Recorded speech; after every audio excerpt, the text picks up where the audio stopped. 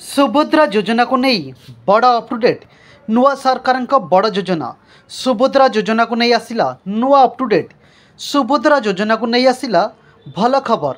सुभद्रा योजना पूर्त आईन तथा अबकारी मंत्री कहले राज्य में सुभद्रा योजना केबे लागू हेबो से नहीं लोकों भितर द्वंद्व लगी रही। सुभद्रा योजनार मॉडलटी तैयारी चलछि। बहुत शीघ्र सुभद्रा योजनार क्रियान्वयन प्रक्रिया आम आरंभ करूँ। 100 दिन भितर सुभद्रा योजनार क्रियान्वयन प्रक्रिया आरंभ करूँ। बहुत शीघ्र वास्तव रूपरेख लोक सामने रखिबु बोली मंत्री कहिसंती।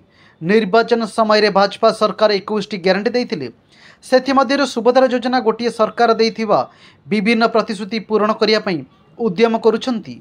महिला मानकु आर्थिक दृष्टि सशक्तिकरण और सेमानकु आर्थिक सहायता जोगाइबा पई राज्य सरकार घोषणा करथिबा एक नूतन योजना होउची सुभद्रा योजना।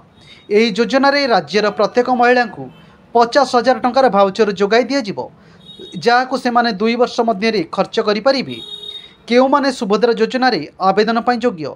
सुभद्रा योजना पई आवेदन करुथिबा महिला मूल बासिंदा होइथिबा आवश्यक ओडिशार केवल विवाहित महिला माने एही योजनार सामिल होई परिबे। महिलांक बयस 23 रु 59 मध्य हेबा जरूरी। आवेदनकारी महिला कौनसी सरकारी क्षेत्र में चाकरी करि नथिबे। अंगनवाड़ी कर्मी मध्य एही योजना पई आवेदन करि परिबे। सुभद्रा योजनार आवश्यक डॉक्यूमेंट आधार कार्ड, बैंक अकाउंट, आय प्रमाणपत्र, ठिकाना प्रमाणपत्र, बयस प्रमाणपत्र, विवाह प्रमाणपत्र, mobile number, passport, ration card.